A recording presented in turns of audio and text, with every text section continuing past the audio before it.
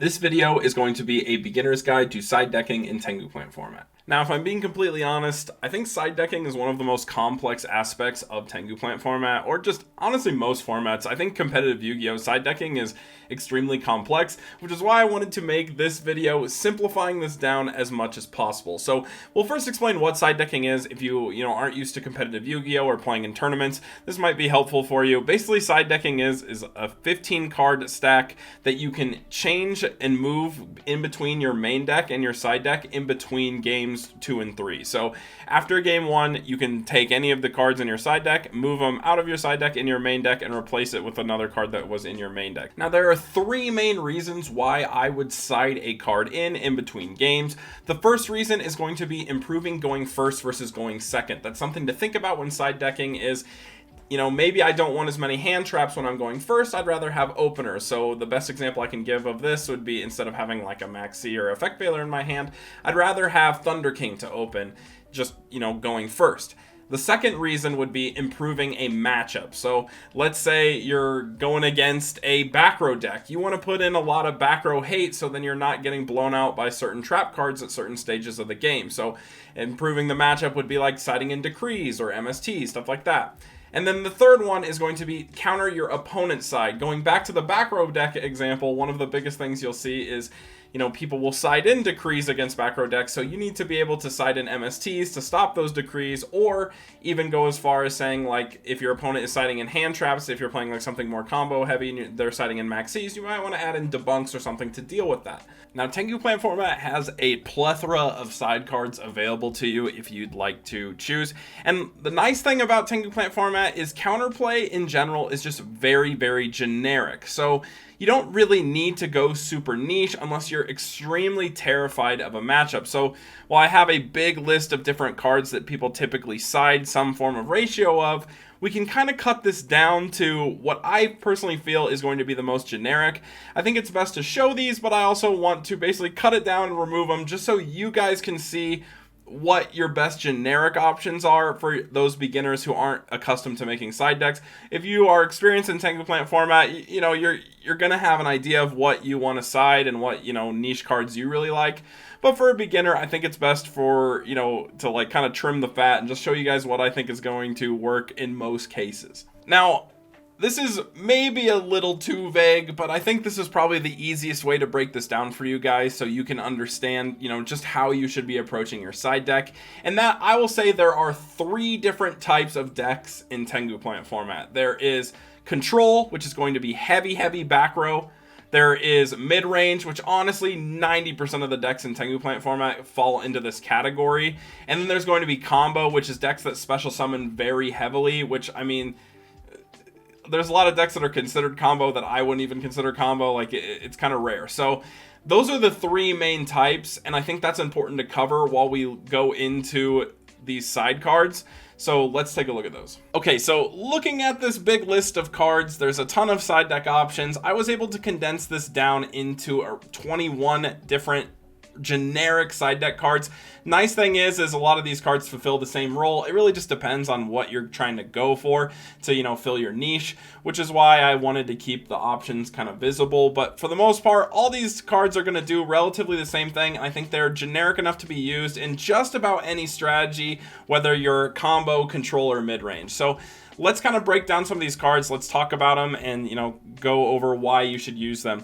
So the first generic card, you see this in a lot of side decks, it's going to be Cyber Dragon. This card is really good, not only because it deals with decks like Kar Curry, which is pretty strong in the meta. It also fills another niche, which is it's an immediate out to Thunder King. If your opponent puts a Thunder King on board, then you can special Cyber Dragon. They're going to tribute to negate, and then you don't have to use your normal summon on it, which means you can do a follow-up play or still, summon a Searcher or something, so with the Thunder King off the board. So that's what's really nice. And then also, if you're going against like a beatdown deck, for example, Heroes, if they summon an Alias, they're forced to use back row on the Cyber Dragon, which you're not using your normal summon on, which is where this card can be really good, especially as a going second tool.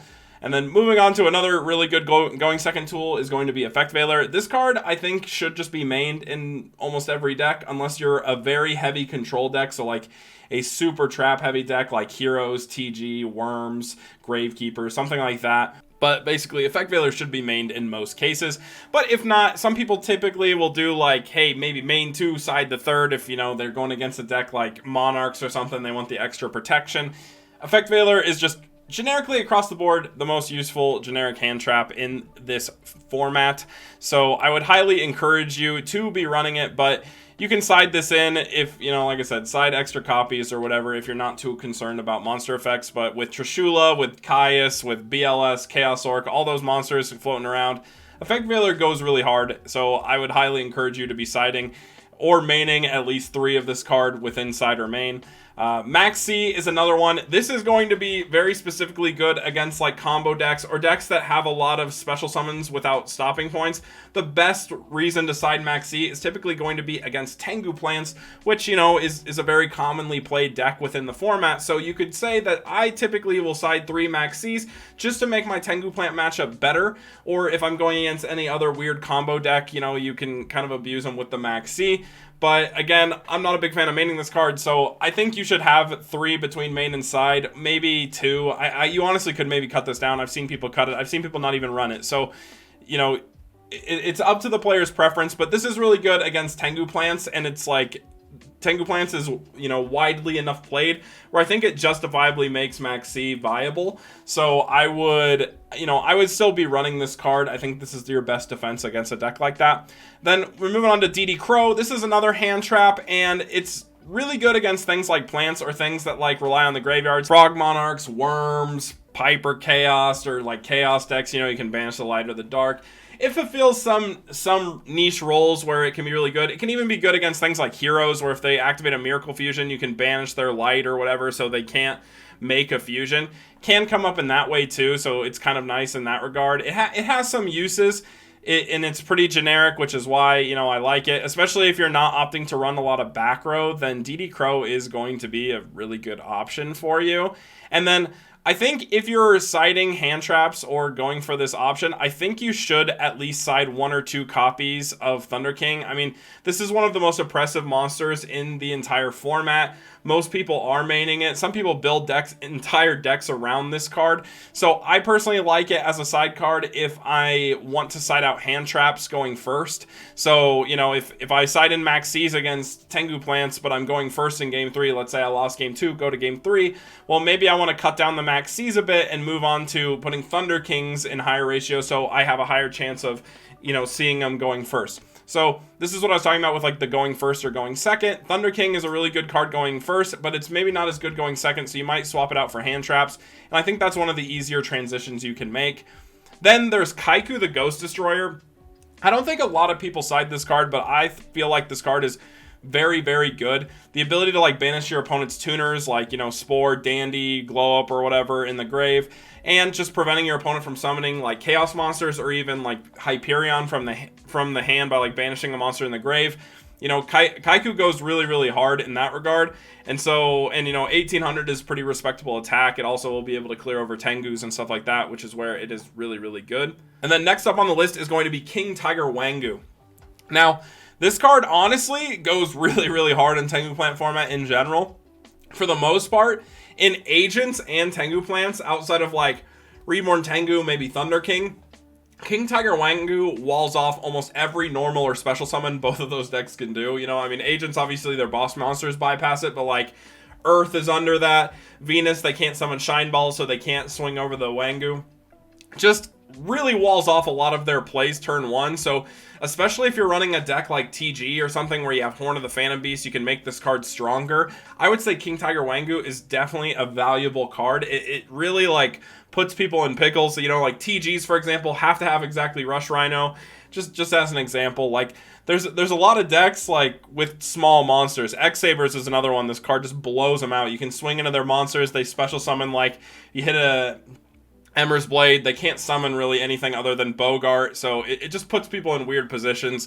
So King Tiger Wangu is a very, very powerful card in the format. Going alongside that, if you're going against a very special summon heavy strategy, Fossil Dyna is really good, not only because of its normal summon effects. So like, let's say you're going against Chaos, This card is so good against Chaos decks because if they're running like Tragodia or Gores as their primary protection and not a lot of back row, Fossil Dyna goes really, really hard to summon it. You can attack and freely attack and they can't Gores you, or you can set it if they've already established a board of like, you know, Chaos Orcs or stuff like that. Then you can flip the Fossil Dyna and destroy all the special summon monsters. Very versatile card. This also just hard walls off X-Sabers. If you have back row to protect it, like I've literally lost an entire game just to Fossil Dyna as X-Sabers, which is pretty strong. Then the next two cards kind of coincide with one another. Breaker and Lila are really nice if you don't want to use like Decree in your deck. So I think these are really strong options if you're running maybe a more control-oriented style of deck. And I think there's like merit to running both of these depending on what deck you're going for. For example, I think Heroes could maybe abuse Lila a bit better than Breaker, just because it's a light, so you could use Honest on it, and also if it mills Heroes, then you're setting up Miracle Fusion, which isn't that bad. And then Breaker, you typically will side in TGs. The main reason for that is if you side in, like, this is where MST comes in. You want to have 3 copies of MST as like a control deck player for countering your opponent's Decree. Maybe you want a little extra support for Decree because you're afraid of Decree, which is reasonable. So Breaker is a monster effect, so instead of running like Dust Tornado or something which can be blocked by the Decree, Breaker will get around it as a monster effect. And especially if you're playing like TGs or something, your opponent's going to side out their Veilers because it's not very good against a deck that literally runs Skill Drain. So Breaker becomes more active and more live. And if Decree's up, then you can use Breaker even if you have a Skill Drain up or whatever, you know what I'm saying? So that's really good. And then this is like specific for like Tribute Summon decks. If you're on a Tribute Summon deck like Monarchs or something, Jinzo can be a really good card. It's basically just Decree as a monster. And, you know, the only thing that's going to stop this is going to be a warning, but if it sticks against a back row deck, it's going to be very, very potent. MST we already kind of talked about. I think every single deck should be maining or siding 3 total. So between main and side, you should have 3 MST available. This is just generically good. Whether you are a control deck, combo deck, doesn't matter. MST is just really, really generically good against everything. Every deck plays some degree of back row, or they play Decree if you're running a ton of back row. And so having MST is really important. Closed Forest is going to be specifically for those decks that are really hurt by Gravekeeper. So, or even, I guess, field spell decks in general. This basically makes it so your opponent can't activate another field spell while this is on the field. So if you're going against Gravekeepers and Necro Valley really hurts your deck, so let's say you're like a Chaos deck, even Tengu plans can use this. Like you can make Ancient Fairy Dragon, pop their field spell, and then search this and activate it, and then they can't activate something over it. Closed Forest can go really, really hard in some of those matchups, so it's a little more niche. If you are completely ruined by Necro Valley, I would recommend siding at least one, especially if you can make Ancient Fairy Dragon. That's where it becomes really, really good. Then Forbidden Lance, this is probably one of the best spells to side alongside MST. I think this is very, very generic. Almost every deck could run this, and it would be feasible. The main thing that makes this card so good is going against things like Heroes. If you summon a monster and attack into them, and you have Lance, let's say it's an Alias on their side of the field, if you attack into the Alias, you can either damage step Lance, kill the Alias, or if they try to react to it and spark the monster that's attacking, you can chain the Lance, protect your monster, and they don't get the draw. So this card's really good against even like TGs because of Horn of the Phantom Beast. You can turn off their Horn and damage step. Just very, very powerful. Also going into back row decks in general, you summon a Synchro monster, maybe they bottomless, you attack, they deprison. Lance can protect that. The only issue is, since it does lower the attack by 800, if you're going against a deck like Heroes or something, you have to have a pretty big boy to, you know, use Lance on a deprison, reasonably speaking, unless you're attacking directly. So either way, very versatile, very generically good card. Another deck that this is really good into is Frog Monarchs, because Soul Exchange, you can Lance the monster they're trying to Soul Exchange, or even Lance the monster they're trying to econ. Lance goes really, really hard in a lot of weird situations, which is why I would almost heavily encourage you to side like some ratio of this card in most decks. And then this is a card, I wanted to put this in here not because I think it's good, but because a lot of people sided this historically. So if you're looking at historical lists for ideas on what to side, people side Leeching for the Agent matchup.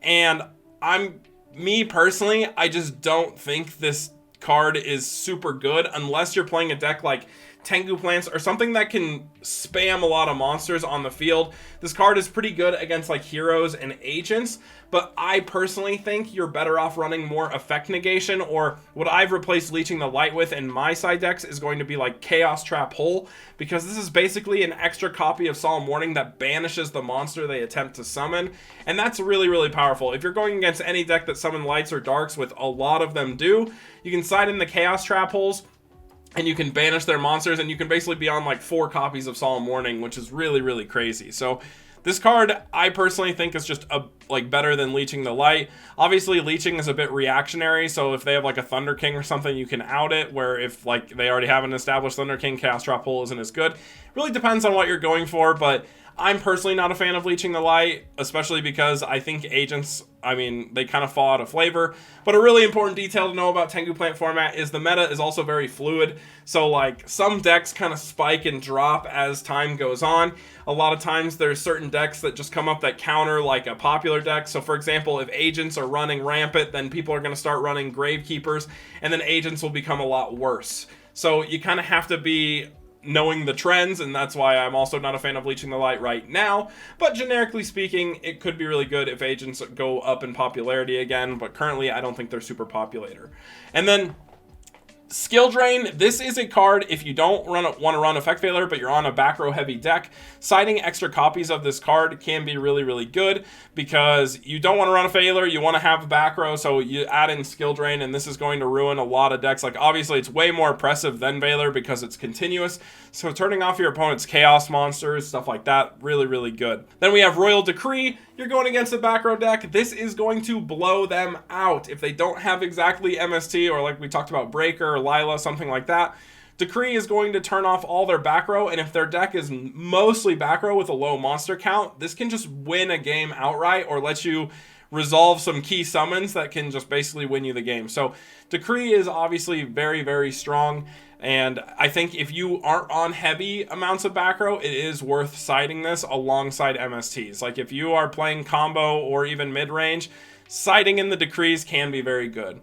And then this is Debunk. This is a counter side to your opponent's hand trap. So let's say you're on Tengu plants, or maybe like Karakuri or something, and you don't want to get Veilered or Max Seed.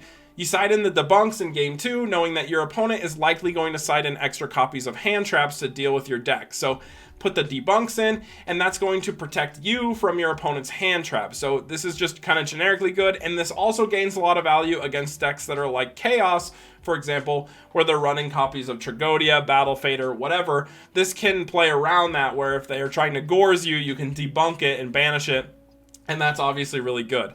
And then this is a card that honestly I haven't used a whole lot, but I personally think is almost critically underrated. This card is very, very strong against a lot of decks. For example, heroes, they can't Miracle Fusion, or even use D-Prison or Bottomless. This is really good against Chaos. They can't banish your monsters. They can't banish to summon their monsters. Imperial Ironwall can be very, very good. Even Hyperion can't pop this card, or you can't even summon the Hyperion from the hand or anywhere because of Imperial Ironwall. So I think this card actually is extremely valuable, and it's kind of underutilized. That's why I put it on this list. It's a really impressively good floodgate for this format. It hurts so many decks just randomly for no reason. And then Dimensional Prison. This card is just really good generic spot removal. It's really good against the likes of like Heroes, or, you know, even like in the TG matchup. A lot of those back row decks like Gravekeepers or TG or Heroes, any of those decks, D-Prison is one of those cards that's really going to swing those mirror matchups or whatever, back row v back row, because D-Prison hitting like Gravekeeper's Recruiter, hitting the Shining, or hitting like a TG Rush Rhino, something like that. Dimensional Prison just becomes very, very strong. So I wanted to include this. If you're on a back row deck and you're not like already maxed out on this card, it's probably good to add extra ratios of this to deal with some of those decks, because it is very strong in those types of scenarios. All right, so now we've kind of talked about the different side cards, so let's just kind of put this into practice. I'm going to cover a combo-esque deck, which I guess I would call Tengu Plants more of a combo deck. We'll cover control, and then maybe like a mid-range, and we'll talk about how to build a side for them, and then what to side out depending on the game, stuff like that. So let's just look at Tengu Plants first. we're going to use the cards we talked about to build a side deck. So the first card I think I would definitely put in is going to be Cyber Dragon.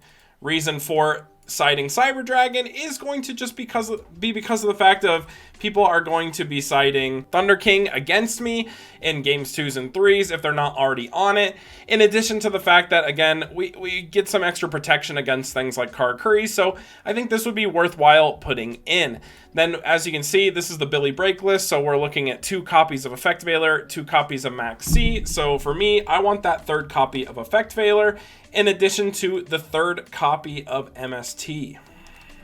And now we also want to cover the fact that we are on a smaller trap count, and so I think it's fair to recognize, like, hey, we're probably going to struggle against the likes of Gravekeepers, TG, anything that's going to hurt our comboing, so we really want to have that extra defense. So let's put 3 copies of Decree in the side deck just to protect us against a lot of those things. So then next we also have to think about the fact that because we're on a combo deck and people are very commonly putting Max Cs in against us, we probably want to side Debunk. This is going to help protect us against Max C, so we're able to combo off in our games. And it's just, like I said, it's just kind of a generically good card. So now we probably want to improve our going first a bit, so maybe add that 3rd copy of Thunder King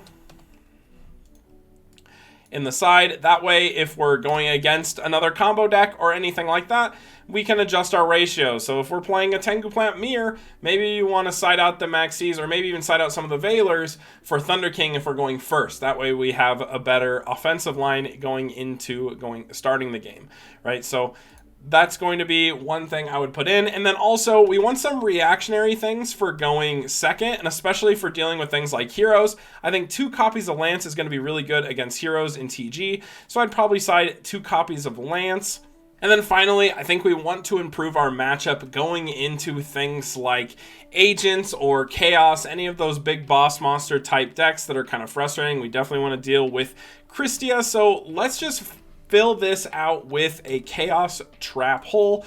These would be the last 2 cards. This also helps us going first. And so now you can kind of see this is what my side deck would look like for Tengu plants, right? And I think this is very, very safe, reasonably generic. All right, so let's say we just finished game 1 against Combo v Combo or against Tengu plants. I mean, obviously every single matchup is going to require a little bit of difference, but again, because counterplay is so generic in Tengu plants, we can kind of, assume similar things depending on what you're up against. So let's say, we just finished against something like the Tengu plant Mirror. How am I going to change adjusting knowing that I am going second in my next game, right? So how do I want to fix it? I won game 1, I'm going second. So let's kind of talk and take a look at some of the cards that we can reasonably cut, and then, what we reasonably want to put in. So the first thing is let's kind of analyze what cards can we cut, right? Because that kind of determines how many of these side cards we can actually put in.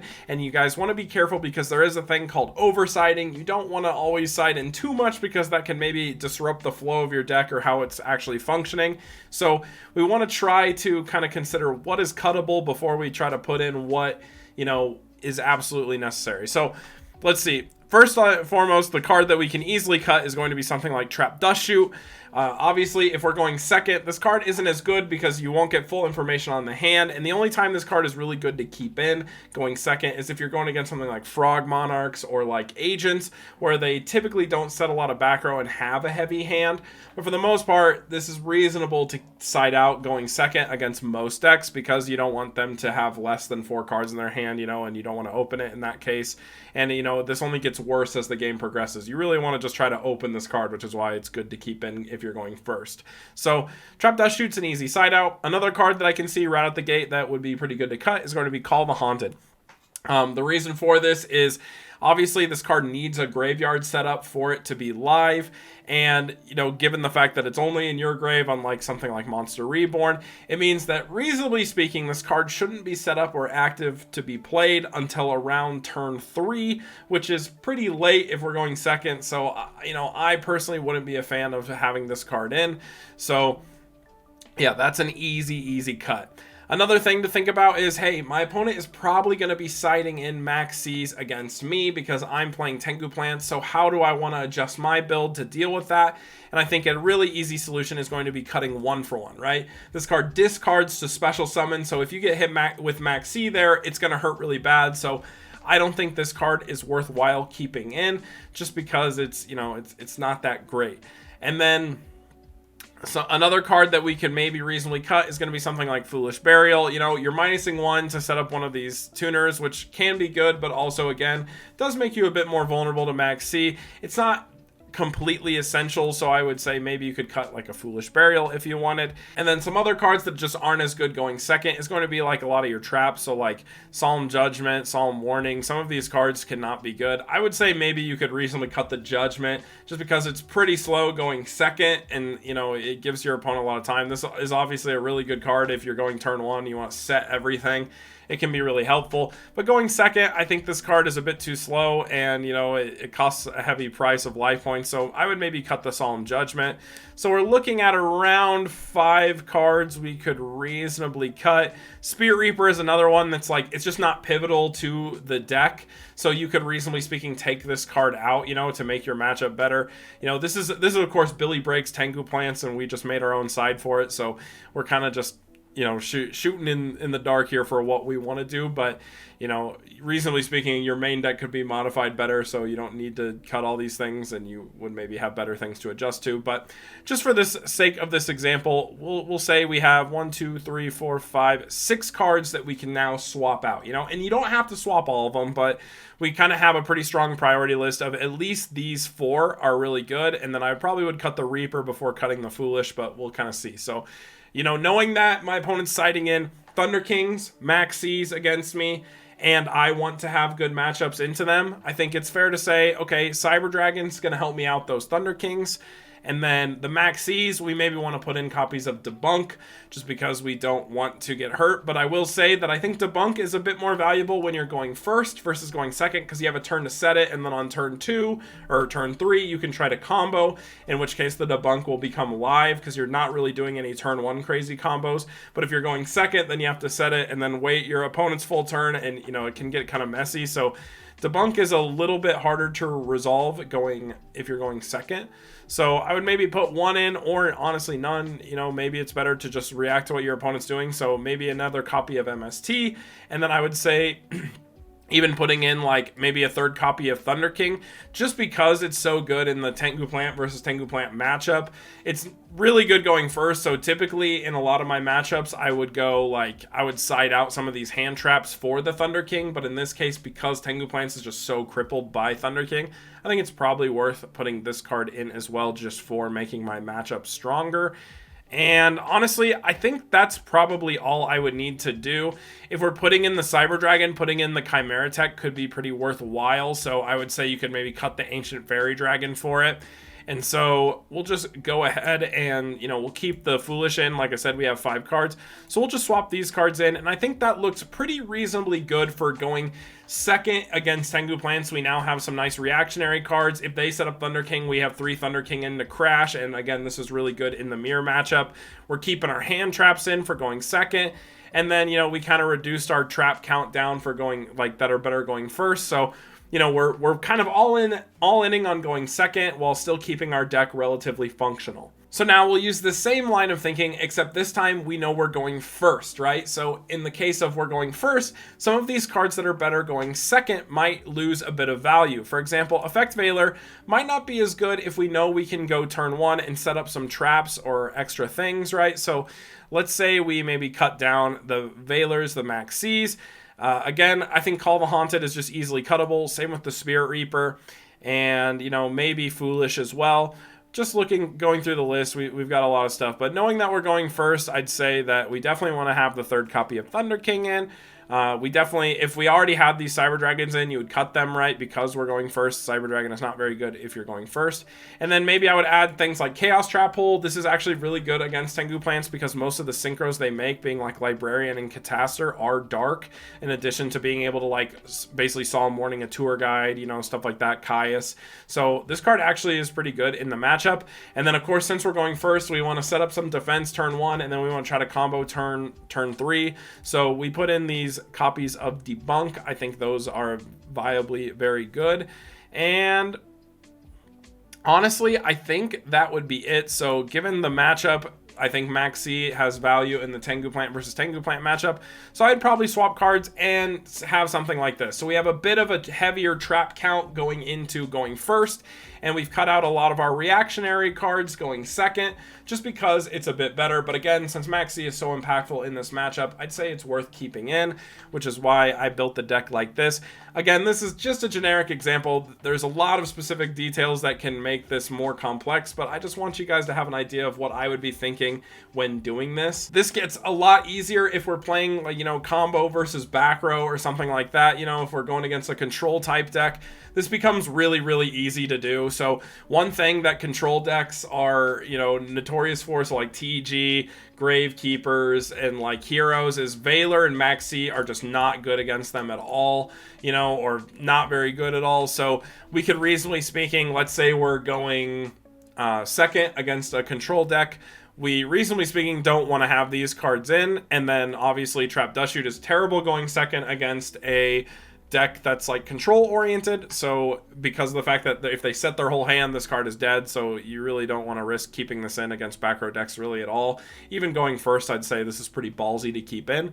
So, you know, we have those cards to cut. And then because we're likely going to be siding in Decree, we could cut down some of our trap cards. So I would say cutting down like Call the Haunted could be a smart play.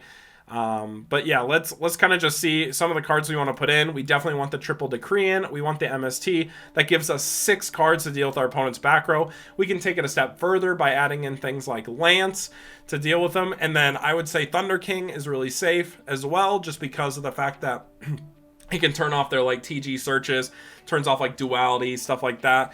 So Thunder King is pretty good, just generically speaking, to put in, you know, your second game. And then because we're putting in Floodgates, I would say you could, reasonably speaking, cut the Gores, because if we're going against, like, if we're setting in a bunch of, like, you know, Decrees, continuous spells, Gores kind of loses some value. So I would say you could swap cards like this, and that would look pretty good. Obviously, the Decree conflicts with the Warning, but because of the fact that your hand traps are reasonably dead, then I think it's worth to have both in, because you never know when they're going to come up. But this is going to be as oppressive as possible. We're going second into our opponent's stuff, and, you know, maybe if we wanted to, since we're going second, we could probably cut down on like some of these traps. So I would say, like, especially against, like, you know, GK or TG, Torrential goes down in value. So maybe we swap in these Cyber Dragons, so we're more going second oriented, and then we only keep the 2 warnings, just because warning is generically pretty good, you know. And, you know, if we have Decree, we're already winning, so having like a warning in addition to that isn't a huge deal. But I would say this looks really reasonable going second against TGs or some stun deck. So now we can kind of adjust it. Let's say we are going first. And honestly, going first really doesn't look all that different. Like, you're still going to want to put in the MSTs, the Decrees. Honestly, probably the Thunder King. And just in this sense, I probably would keep Lance in, because it's so good against things like Horn of the Phantom Beast, Gemini Spark. All these cards just go really, really hard against those back row decks. So we're just setting ourselves up for success generically. Hopefully you guys can kind of see how these cards are just applying in multiple scenarios, whether we're against like the Tengu Plant Mirror or against a like control deck. You can make your adjustments. So we can easily cut Trap Dust Shoot, we can cut Call of the Haunted, we can cut all of our hand traps, because we just do not need them.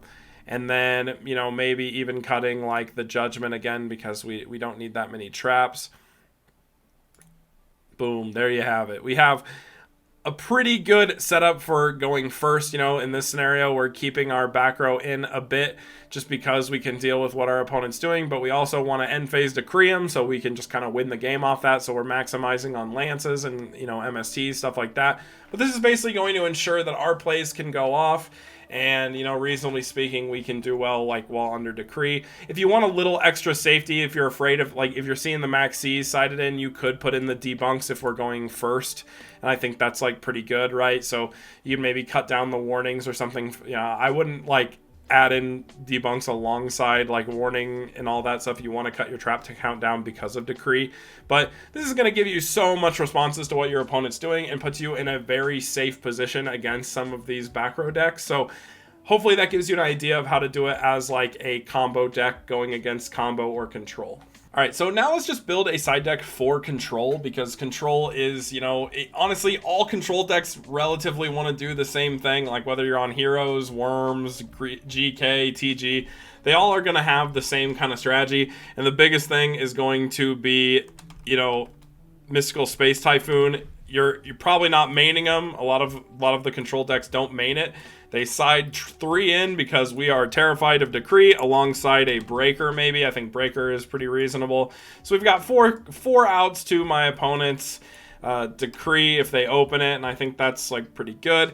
And then we can take a look. Let's say we probably also want the Cyber Dragons, just, again, for the generic uses it has, and especially Control v Control, or even against, like, Karkuri. Then, you know, we're not, you know, if we're going against a combo deck, the triple Max C is going to be really nice to help us draw our traps and other things like that, so I would still put this in. For the combo v combo matchup, I think Dimensional Prison is, like, really swingy, and this build isn't on D-Prison, so I would probably be on that card. So we'll run, like, 2 copies of Deep Prison, and again, we want to have, like, a strong going first against, like, plants and stuff like that. So I think Thunder King is going to be, like, a really nice side in here.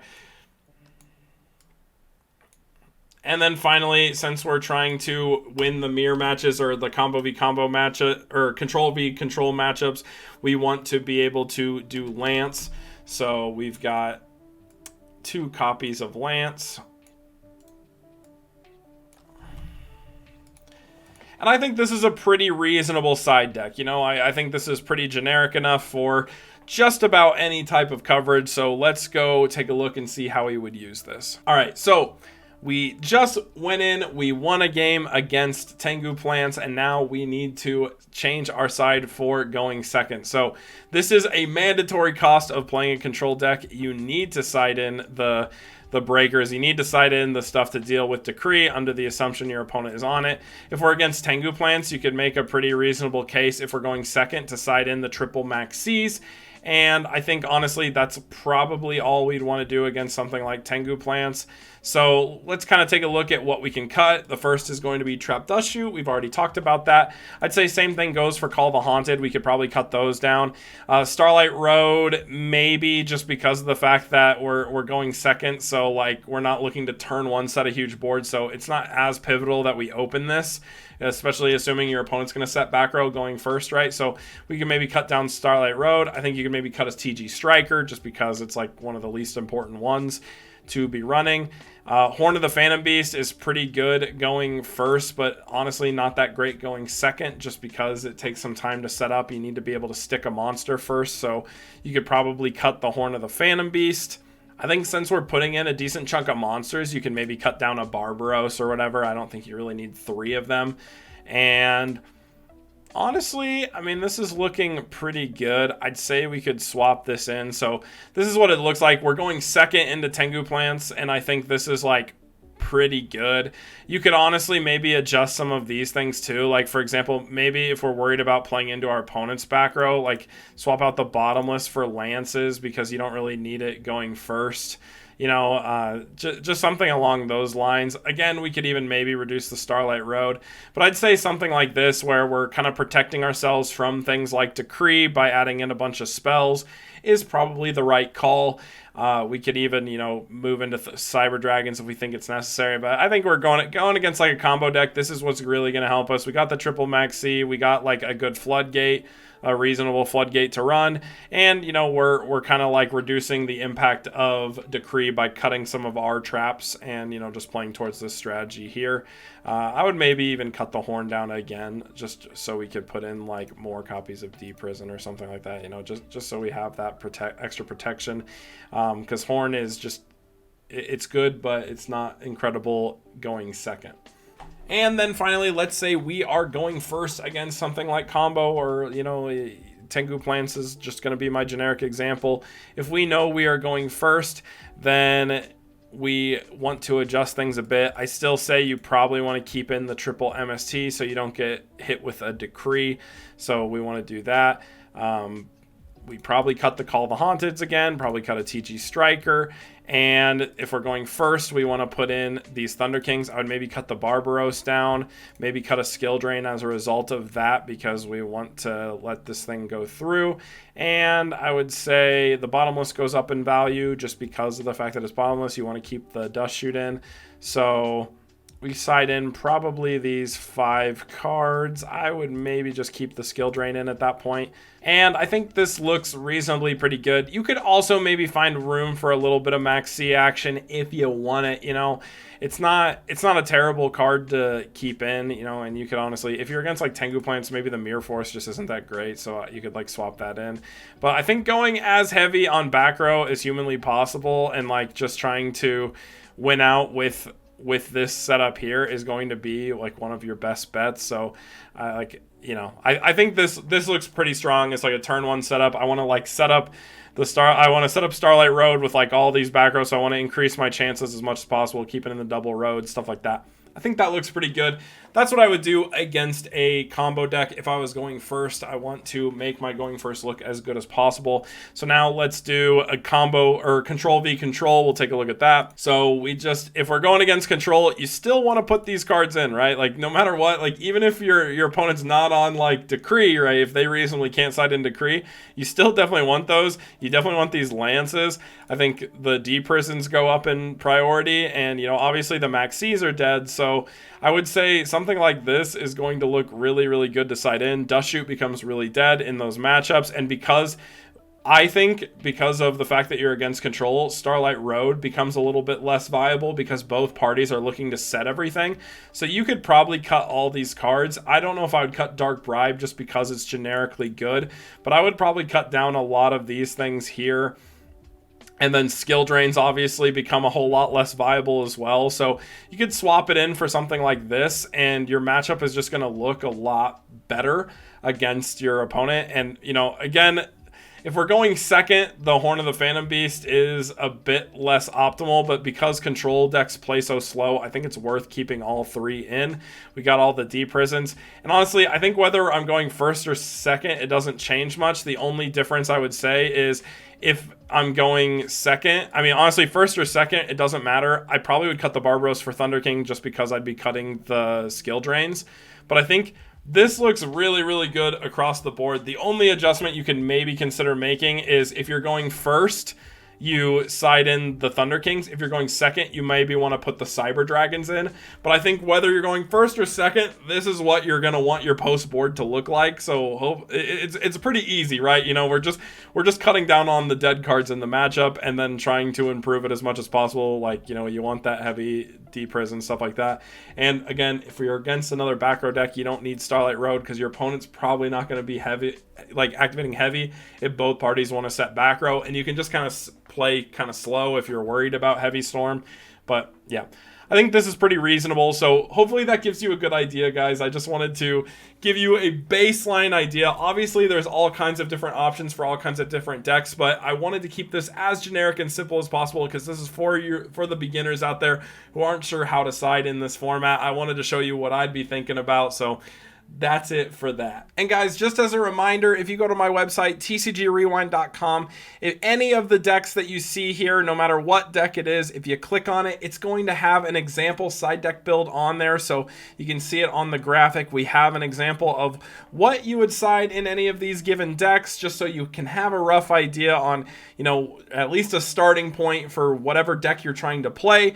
That way, if you have no clue, you can start there. But my best piece of advice, if you're new to the format, new to side decking, the best thing I would do is keep your cards as generic as possible, and then just keep that mentality of going first versus going second. I think that's really what's going to be the biggest game changer for you when thinking about how to side. You know, think about what your opponent is siding in that's going to hurt you, and, you know, what you can side to, you know, counter that or whatever it is. So that's gonna wrap it up for this video, you guys. Like I said, I want to keep this as generic and beginner friendly as possible. Hopefully I did that. Let me know in the comments if you feel like this was helpful, you know, because I can do more videos like this in the future. We can go a bit more in depth, but this video, like I said, has already gone on long enough. So we'll give a quick shout out to my Patreons. So shout out to Richard, Beast Eyes, Slap God, My Dude, Photo Shooty, Brian Ford, and Sven Olbrehen. Thank you guys so much for the support.